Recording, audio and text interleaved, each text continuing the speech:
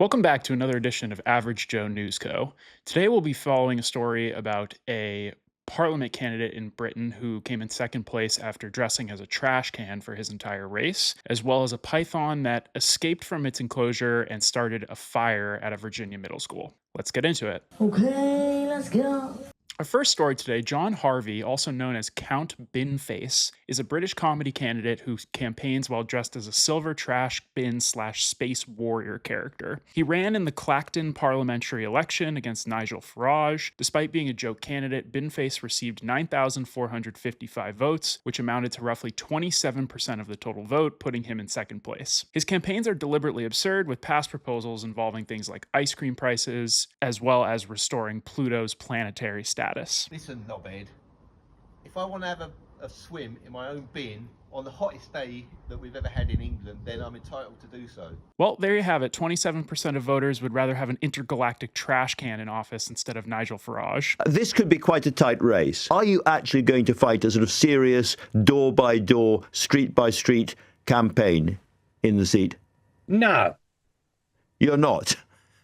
Well, why should I? I know this guy's mocking the absurdity of politics, but it's concerning that more than 1/4 of the people who voted thought that he was worth a shot. In my opinion, transparency stands out in a world of half-truths and political marketing speak, where answers and policy are rooted in idealism that manipulates the uninformed into thinking, yeah, that sounds pretty great, I'll vote for you. Maybe this is exactly the kind of shakeup global politics needs. Yes, the man is cosplaying, but at least his policy points are no nonsense. Things like he'll build one affordable house, he'll represent the United Kingdom at Eurovision, and also that he would change the parliamentary rules that would have prevented him from being in costume while in session. This guy might be aiming low with a promise of only one affordable house, but it is nice to see someone setting goals with a clear path to execution in a time of overpromising and underdelivering. Corruption is not bad. Corruption is only bad if I'm not involved. Yes. But if I'm part of that corruption, I'll defend it. On to our second story. A python escaped from its enclosure inside Forest Middle School in Virginia. While loose, the snake apparently knocked over a heat lamp. The lamp started a fire inside the school, and that fire reportedly damaged 8 classrooms. Firefighters traced the cause back to the escaped snake and its heating equipment. Are we super sure this isn't some sort of Harry Potter situation? Can you hear me?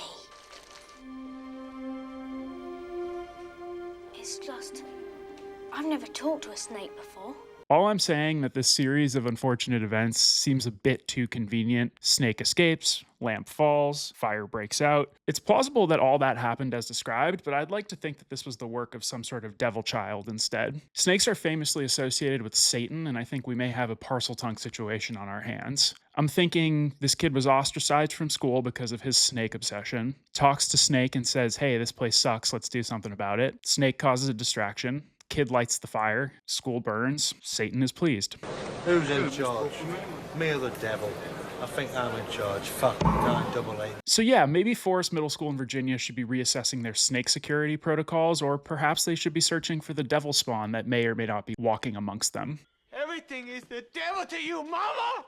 Okay, moving on to sports. The preview today is the NFC East. We're going to shake things up a little bit and pick the Cowboys at 10 wins to win the division. They had a top offense last year. Their defense has improved. The defense really needs to improve significantly to make a big difference, seeing as they were one of the worst units overall last season. So if their defense can truly hold this year, their offense should be great again, and I think they might actually have a bit of a breakthrough year. On to the Eagles. I have them at 9 wins. They have a loaded defense. Their offense is coming off a year of low productivity and seems to have a bit less talent, losing their number 1 wide receiver. I think they'll be a little bit disappointing. I have them at 9 wins as a wild card. I think their defense will keep them in most games, but I think their offense will fall pretty flat in a number of instances as well. Moving on to Washington Commanders, I have them at 8 wins. Jaden Daniels is great when he's healthy. They've made some good additions to their defense. Similar to the Cowboys, their defense was horrible last season. Probably not enough has happened in terms of additions to negate how bad they were last year. here, so I have them stuck in no man's land with 8 wins. Finally, we have the New York Giants. I have them well below their expected win total of 7.5 wins. I have them at 4 total victories this season. They have improved their defense overall as well as their pass rush. However, I just don't think that Dart is a very good quarterback, plus their offensive line still looks bad after last season. I would expect that they are not going to win many games. Yeah, in general, I think this is just a bad team that's going to